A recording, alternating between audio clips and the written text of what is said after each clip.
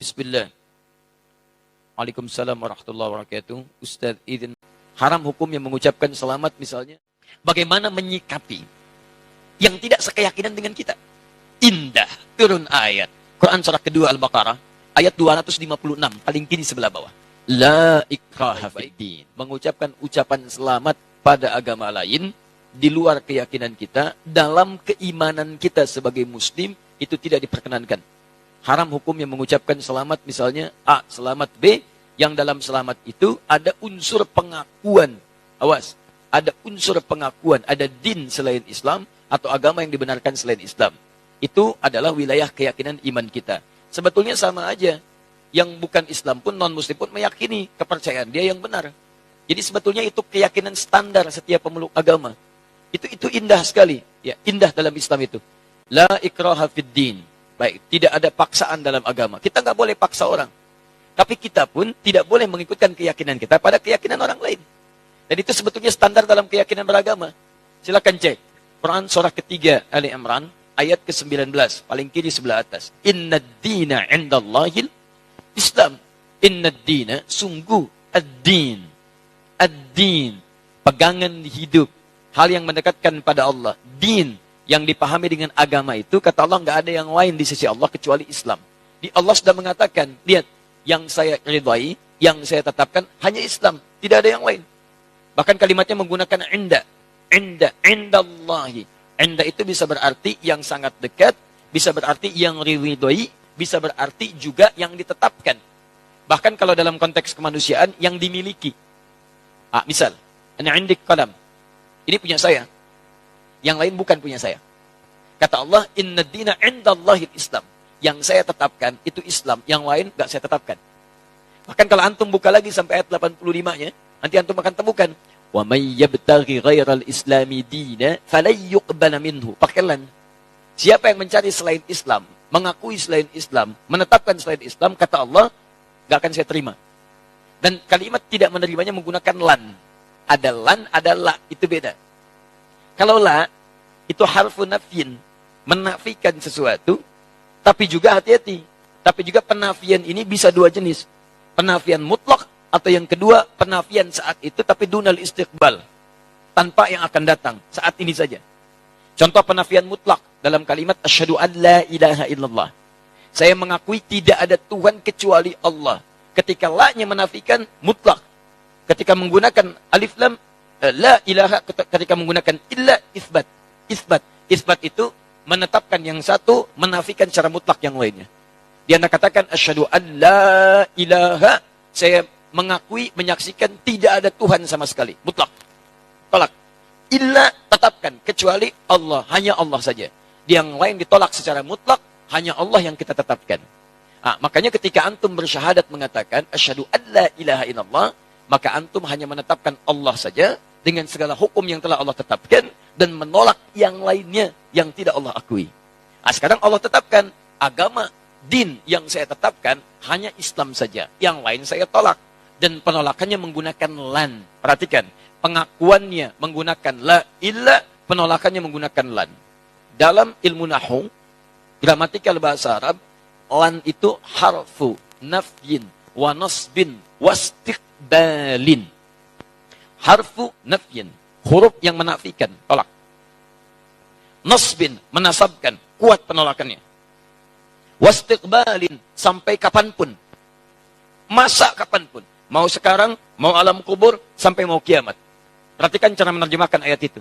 Wa may yabtaghi ghairal islami dina.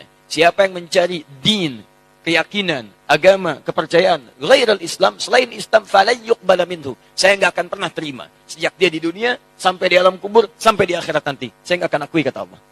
Paham ya? Jadi, ini wilayah keyakinan. Jadi dalam Islam, kita punya keyakinan yang paling benar, Islam. Makanya kita bersyahadat, memutuskan masuk Islam. Non-Muslim, dia punya keyakinan. Yang benar menurut dia adalah kepercayaan dia. Makanya dia memutuskan mengambil keyakinan dia. Jadi wajar kalau kita mengatakan misalnya, maaf, ini Islam yang paling benar. Sebagai Muslim wajar. Aneh kalau ada yang mengatakan, katanya yakin Islam yang benar, tapi mengakui ada yang lain selain Islam. Itu aneh. Makanya dalam teori ini tidak berlaku, teman-teman sekalian, tidak berlaku hukum pluralisme. Gak berlaku. Pluralisme itu pemikiran yang aneh. Ya, semua agama benar. Mengantarkan kemudian kepada Tuhan yang sama, cuma caranya beda-beda. Jadi dari semua yang benar itu, mana yang paling benar? Silakan cek. Kalau semua agama benar, ngapain antum masuk Islam?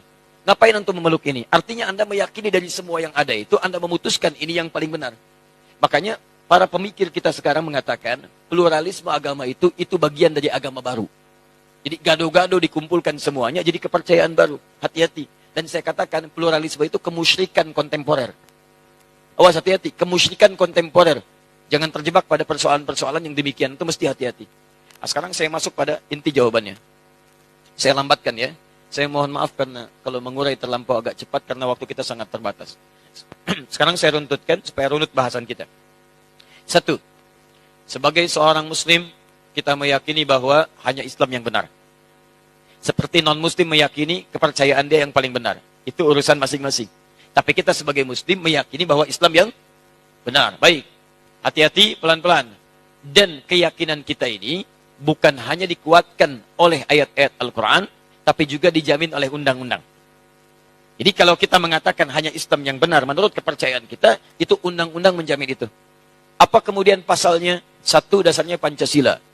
Sila yang pertama, ketuhanan yang Maha Esa. Nah, dalam memahami ketuhanan yang Maha Esa ini, maka rumusannya lihat di undang-undang dasarnya. Pasal 29, ayat 1. Negara berdasar atas ketuhanan yang Maha Esa. Jadi konsep bernegara kita itu didasarkan pada ketuhanan yang Maha Esa. Jadi kalau kita meyakini hanya Allah Tuhan yang Maha Esa, maka keyakinan kita dijamin oleh undang-undang. Dalam menjalankan keyakinan ini, diatur di pasal keduanya, di pasal 29 ayat keduanya. Di dalam memahami pasal 29 ayat 1, terjemahannya adalah, cara memahaminya pasal 29 ayat 2. Negara menjamin kemerdekaan tiap-tiap penduduk untuk memeluk agamanya masing-masing dan beribadah menurut agama dan kepercayaannya itu. Jadi kalau kita beribadah dalam ketentuan Islam, ibadah pertama kita kan tauhid. Ibadah pertama kita syahadat. Karena itu syahadat menempati rukun pertama dalam ibadah, dalam Islam. Inna dina indallahil Islam. Tidak ada agama yang diridai Allah kecuali Islam. Kita masuk Islam. Ketika akan masuk Islam dan mengamalkan ibadah dalam Islam, di hadis Muslim, nomor hadis yang ke-8. Lihat dalam muqaddimah jilid pertama, teman-teman, di Sahih Muslim, nomor hadis nomor 8 paling kiri sebelah atas. Ada hadis disampaikan dari sahabat Nabi Umar bin Khattab radhiyallahu taala anhu. Di Al-Arba'in nomor hadis yang kedua. Ketika Nabi Muhammad ditanya tentang Islam oleh malaikat Jibril, mal Islam? Apa itu esensi Islam? Apa itu ibadah dalam Islam? Apa pokok dalam Islam? Kata Nabi, jawaban pertama, antashhada an la ilaha illallah wa anna Muhammad Rasulullah. Kamu harus menetapkan, bersaksi, berkomitmen bahwa tidak ada Tuhan selain Allah. Yang layak disembah hanya Allah saja. Dan cara menyembahnya mengikuti tuntunan Nabi Muhammad SAW. Makanya ibadah pertama kita itu syahadat. Pengakuan hanya Islam yang benar. Hanya Allah Tuhan yang benar. Yang lain kita tidak akui sebagai Tuhan. Tidak ada Tuhan selain Allah. Tidak ada agama selain Islam. Ketika Anda mengatakan itu, undang-undang menjamin. Jadi sebetulnya kalau ada orang yang menyoal Anda, nggak boleh itu keyakinan begitu. Itu intoleran. Dia sedang melanggar undang-undang. Paham ya? Dia sedang melanggar undang-undang. Karena undang-undang kita mengatakan setiap kita punya keyakinan dan ibadah, kita dijamin. Keyakinan pertama kita ada dalam syahadat kita. Ketika meyakini itu semua dan beribadah dengan lisan kita, bahkan dipakai dalam solat. Asyhadu an la ilaha illallah, asyhadu an la ilaha illallah, wa asyhadu anna Muhammadar Rasulullah. Itu ibadah kita. Syahadat dipakai dalam solat. Solat bagian ibadah yang keduanya. Jadi jangan khawatir kalau antum ditanya misalnya, apa agama Anda? Islam. Ada enggak selain Islam yang benar? Tidak ada. Keyakinan saya, Islam yang paling benar. Tidak ada Tuhan selain Allah. Anda intoleran. Maaf, Anda melanggar undang-undang. Paham ya? Ya, jadi jelas. Hukum negara kita jelas. Hukum negara kita jelas. Jadi ini bagian yang pertama. Sekarang, lihat. Saya ingin tunjukkan tidak ada keindahan aturan. Kecuali dalam Al-Quran. Bagaimana menyikapi yang tidak sekeyakinan dengan kita. Indah. Turun ayat. Quran surah kedua Al-Baqarah. Ayat 256, paling kiri sebelah bawah. La ikraha fid din. Qad tabayyana ar-rusydu minal ghayy. Hei, kita meyakini, kamu yakin Allah Tuhan yang benar, Islam agama yang benar, tapi Anda tidak boleh paksa orang pada keyakinan Anda. Gak boleh kita paksa. Jadi kalau Anda paksa orang, apalagi dengan senjata misalnya supaya masuk Islam, bawa golok, Masya Allah, datang ke angkot, ayo masuk Islam, ayo masuk Islam. Itu gak boleh. Tembak orang, bom orang misalnya, supaya masuk Islam. Itu nggak boleh. Bahkan ketika orang itu masuk Islam dalam keadaan terpaksa, Anda yang dosa. Anda yang dosa. Indah dalam Islam itu. Kita akui Islam yang benar, kita akui Allah Tuhan yang hak, tapi nggak boleh paksa orang pada wilayah keyakinan kita. Nggak boleh. Bagaimana kemudian kita bisa menerangkan nilai-nilai Islam? Caranya dakwahi mereka. Sampaikan risalah, sampaikan keterangan, maka turun Quran kemudian, teman-teman sekalian, surah ke-16 ayat 125. Ini manhaj umumnya. Ud'u ila sabili rabbika bil hikmah wal mau'izatil hasanah wajadilhum billati hiya ahsan. Kalau ada orang belum mengerti tentang jalan Rabbmu, tentang Islam, maka silahkan terangkan, ajak mereka dengan hikmah. Bukan nasihat dulu, hikmah. Toleransi yang paling baik, lakum dinukum waliyadin. Kita tidak usah saling mengganggu. Jadi zero tolerance. Toleransi terbaik, zero tolerance. Jangan saling ganggu. Saya nggak ikut pada kepercayaan Anda pun nggak usah ikut-ikutan kami. Kita diskusi aja, kalau nggak ketemu, silahkan kerjakan. Kami pun nggak akan ikut ke tempat ibadah Anda. Dan kami tidak harus menggunakan perangkat-perangkat pakaian seperti yang Anda kenakan. Anda pakai punya Anda, kami pakai punya kami. Makanya Syekh Hasim Asy'ari, dalam kitab yang tadi malam saya bawa, nanti lihat halaman ke-14-nya. 14, posisi paling kanan sebelah atas, paragraf yang pertama, baris ke-5 sampai 7. Di situ disebutkan oleh beliau, ketika penjajah datang dengan misi 3G itu, God, Glory, and Gospel. Ya, dimulai nanti dari Portugis datang ke Nusantara, tahun 1511 lewat Selat Malaka. Kemudian disusul setelahnya dengan yang lain sampai ada Belanda. VOC sebetulnya, syarikat dagang, tapi bekerja sama dengan pemerintahan yang zalim. Datang dia menjajah Nusantara. Sebelum jadi Indonesia, beliau sudah keluarkan fatwa. Karena mereka misinya 3G, kemanapun ada, itu dibekali. Ya, dalam perjanjian Tordesillas, tahun 1492, Paus Alexander yang ke-6 membagi dunia jadi 2 bagian. Untuk barat itu Spanyol, untuk timur itu Portugis. Diberi misinya 3G. Sekarang 4G. Ya.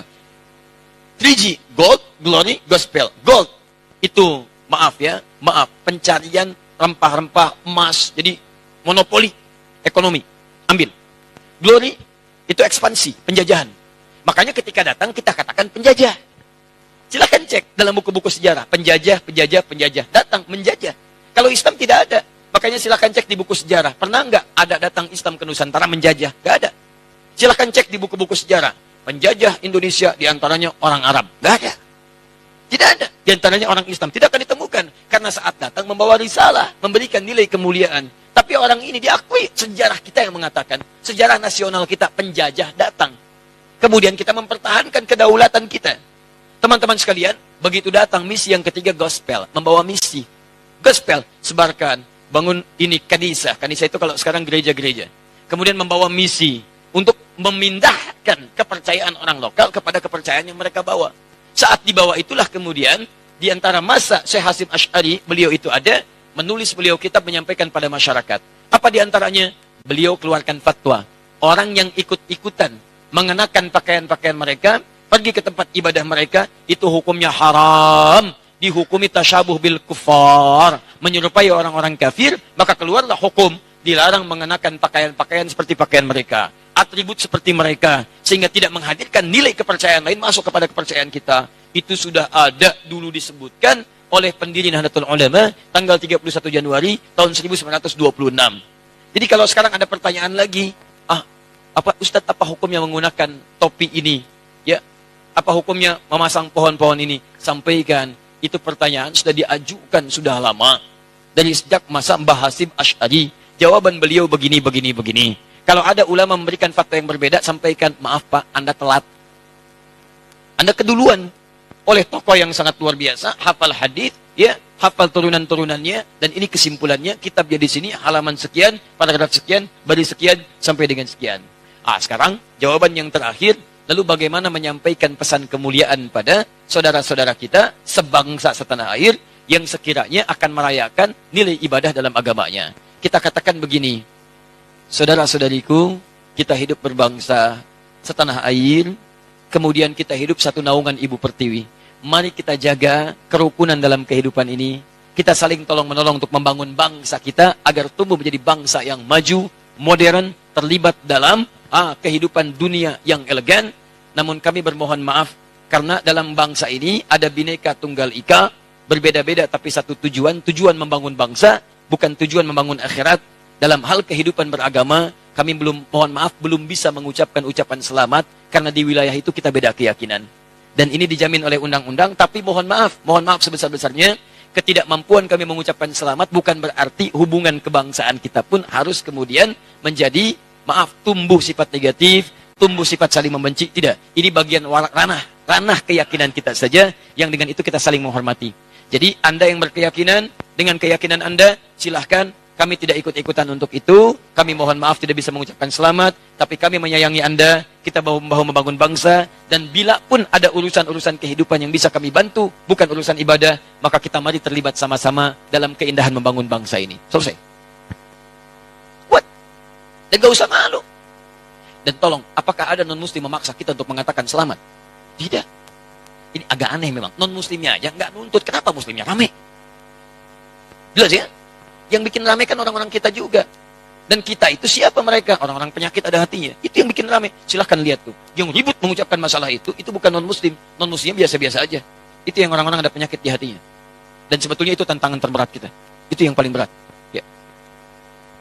Termasuk maaf itu. Dakwah-dakwah kita Al-Quran dan Sunnah juga terganggu dengan orang-orang kita sendiri. Orang lain itu diam aja, kelihatannya nggak ada masalah. Orang-orang kita aja. Begitu, saya pernah kemarin menyampaikan uraian, saya uraikan dari awal sampai akhir, dari akar sampai ke pucuk sampai ke buahnya. Tiba-tiba video kami dipotong. Ustaz Adi menyampaikan yang tidak mengikuti maulid kafir, tidak mengikuti maulid kafir. Masya Allah, ribut satu desa di Kuningan. Gara-gara potongan itu. Itu kebiasaannya mirip-mirip tuh yang kemarin. Potong video, tampilkan di YouTube, terus diserang oleh banyak orang. Saya kemudian lihat ini siapa sebetulnya, polanya itu begitu. Kalau saya mengajak pada persatuan umat, menerangkan dalil, saya tuh nggak pernah paksa orang, mau ikut silahkan. Tidak, nggak ada masalah. Beda pendapat wajar. Kalau ada perbedaan, ayo duduk bersama. Sampaikan. Anda benar, saya akui. Anda salah, saya tidak paksa. Tapi jangan sampai perbedaan itu menjadikan kita berselisih. Ini unik ini. Setiap ada orang ngajak kepada persatuan dengan cara yang baik, muncul orang-orang ini.